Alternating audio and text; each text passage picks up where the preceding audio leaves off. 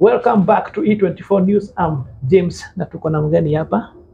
I'm Grace Mutua. Grace Mutua. Yeah. So Grace, let's start. Generally, we say that we are who we are because of who we were as a kid. Tuanze na umezaliwa wapi? If you want to discuss that, or you can tell us your life as a kid. Ilianzia aje? Please, ulianza kujijua? I was brought up in Machakos County, and later when I was in standard 2, I was taken to a boarding school far away from home. Study in 2. Kisumu. Yeah. Study 2, umeenda boarding school. Yeah. Uko na miaka gapi hiyo time? I think I was 6 or 7. 6 or 7 years. Yeah. Hey, that's a tender age. Yeah. Then my mom is left in Ukambani. I'm in Kisumu with my dad in a boarding school. Oh, your dad used to work at Kisumu? Yeah, my dad was working in Kisumu. Yeah. But I was taken to a boarding school. So whenever we broke for holidays, he used to pick me up direct to Ukambani. My mom always waited for me in Nairobi.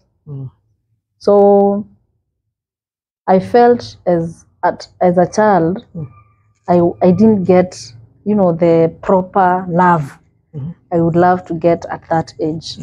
Because that boarding school, actually they lied to my dad. This kid is going to be taken care of, we will be washing her, we'll be dressing her. Those were lies. The reality was you were there for yourself.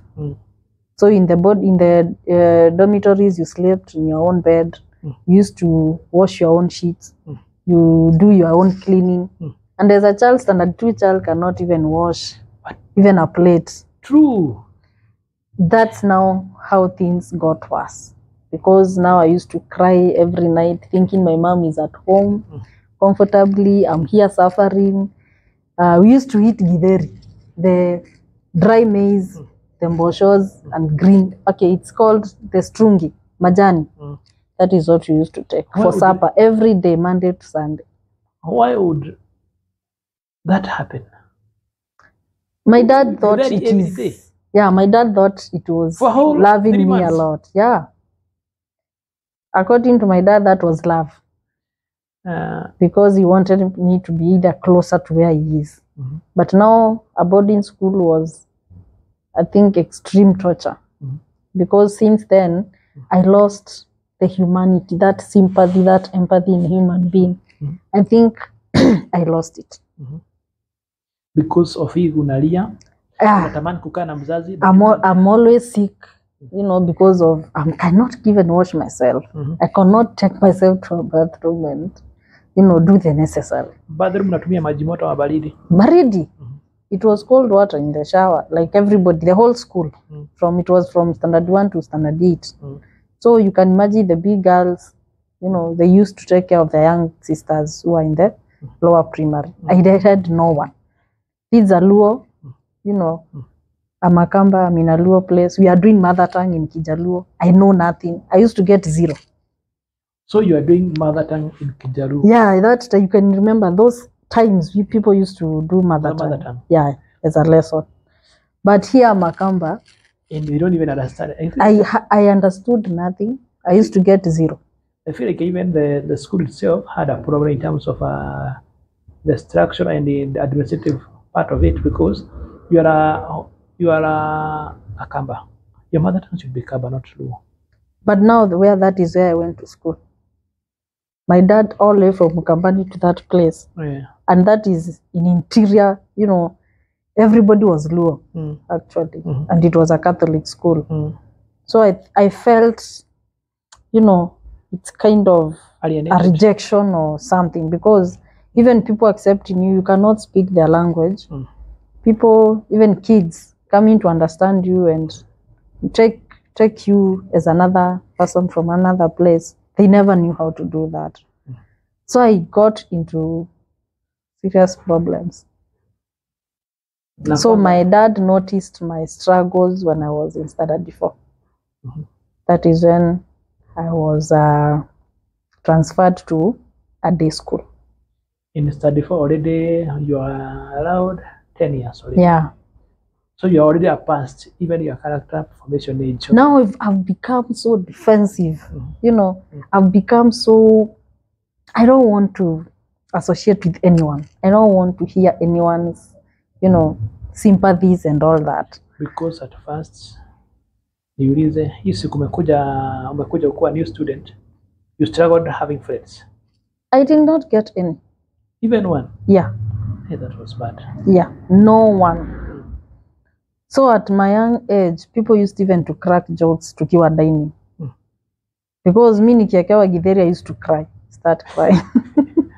So the whole, you know, mko dining, you can imagine how many kids are in that dining. So already that's another part of rejection also. Yeah. Ati angalieni aka katoto akaizi hata kula githeri, and they all laugh. And I'm sure, and I'm crying. And I'm sure from what I know is more of a stereotype, but I'm sure people from that region, because anajua already most of them, even the color of their skin is different kiasi. They used to call me rich kid. Wanini aka katoto kamdosi akaizi kula githeri. Yani they used to call it nyoyo. I never knew what is that. Nyoyo. Even at my home place, I never used to eat githeri. So I never knew like I can eat it with even strungi, black tea. No, and it was an everyday meal, Monday to Sunday. So supper. If you go for 2 months in school, githeri, ina watu kwani walikuwa na roho mbaya aje bali. Hata ka ugali. Ugali ilikuwa lunch. Oh. With masukuma zimekatwa kubwa kubwa mpaka when you eat one, kimoja hivi it's like the whole sukuma. So ugali ni mbona wasikule ugali jioni, githeri mchana juu hata watu wasilale. It was like that. I used to eat at 6. The lower primary wanaenda kulala, wengine wanarudi class. My life began to be a nightmare since then, because till now I cannot, you know, have that mutual friend. I always feel threatened. When you come too close, like you want to be my friend, I always feel like something is very wrong. Because I don't know how to handle even a friend. I don't. So if someone becomes your atakama ni dem, you feel he's too good to me. I feel like this is just fake, you know. You keep off. Yeah. And you feel like somehow ni pale like ulikaa peke yako, people laughed at you so much, you are alone, no one supported you. And hii time uko Kisumu, ulikuwa unaambia mzazi after maybe like the first 3 months kwenda umeenda nyumbani, did you tell the parent like your parent like I don't want to be in this school? No, we used to be brainwashed. We used to be told when you tell your parent you will not come back, you know, something will be done. We used to be threatened. That if you say you don't come back, we don't say what happens. So I never told my dad what was happening until vile walinitoa hiyo shule. That is when I told them, hatukuwa hiosho, hatukuwa ipewa food. There was nothing like that. And it's a Catholic school? Yeah. Karibu niseme utaje, but nikaona tukitaje tunaweza they can No, I cannot say the name of the school, but they can see us actually. But I feel it was so inhuman. So anamwambia never say what happened in the school. Sorry? You can never say what happened in the school. You could never say it. I used to tell my dad how good it is. Actually. And you are crying. I didn't cry. No, I mean you are deep down you feel bad about it. I used to cry at night. But now, especially ati tunarudishwa the following day, I used to cry the whole night. And your parent would never pick something? No, they used to say, she's happy. I used to tell them how good it is, like how we go to church, all of us, how I've even known how to lead, you know, in front, how to dance those Catholic songs, how to lead them, inaitangwa misa, how to do that. I used to be that spontaneous. You know, I want to be. So I used to tell them how good, mara tumeenda music festivals, I'm the soloist, and the song is in Kijaluo. So my dad felt I'm so coping so well, I'm so good. Na wakati umesikia shule inaenda kesho, hata notice kuna a difference? No. I think I learned how to fake things. I learned how to put the but of the course, best expression. you have felt a lot of pain peke yako, then you learn how to hide the pain. It was so painful. Today, do you fear the same might happen to your kid? Yeah. I'm so traumatized to think I can take my child to a boarding school, even now. Yeah. Because one, she might also hide the same, which is wrong. And I've noted, by the way, that I have seen people who went boarding for a very long time, wako watoto wadogo sana, iwa affect bila kujua. You don't realize until now, a later date like now.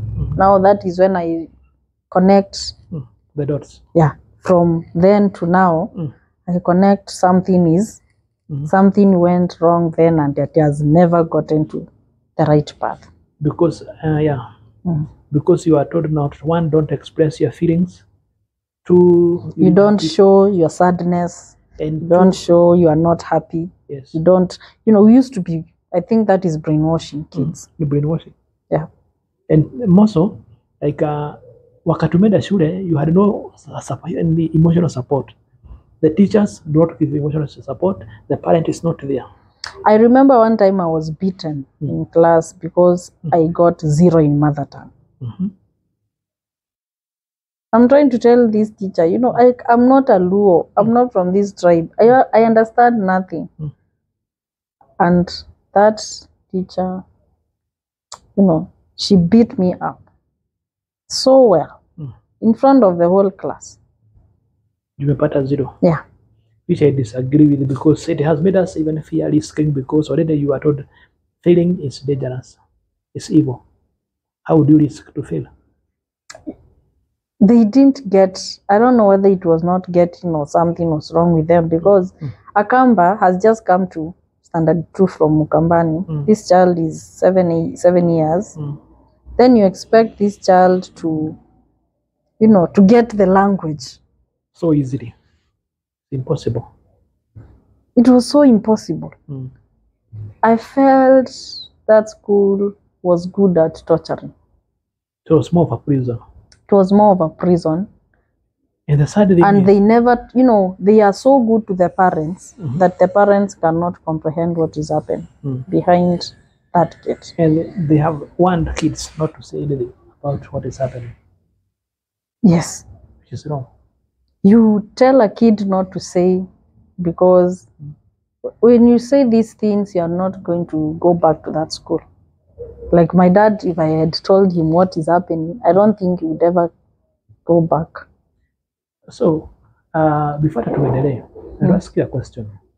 If today you notice a parent want to take her kids in a boarding school, or below 10 years, would you recommend that? No.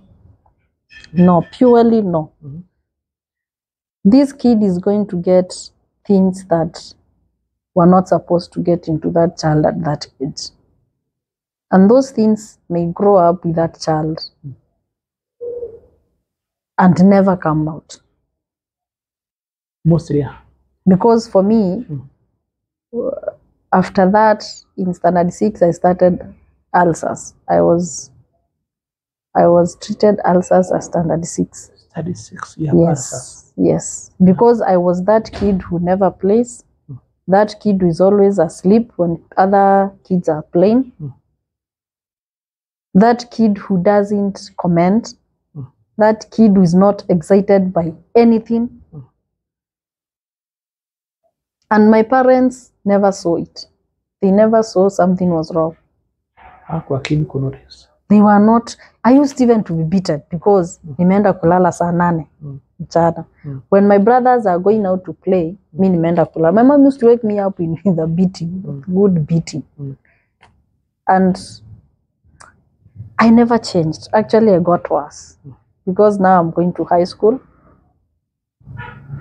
I'm still carrying those things in me of how boarding school can be.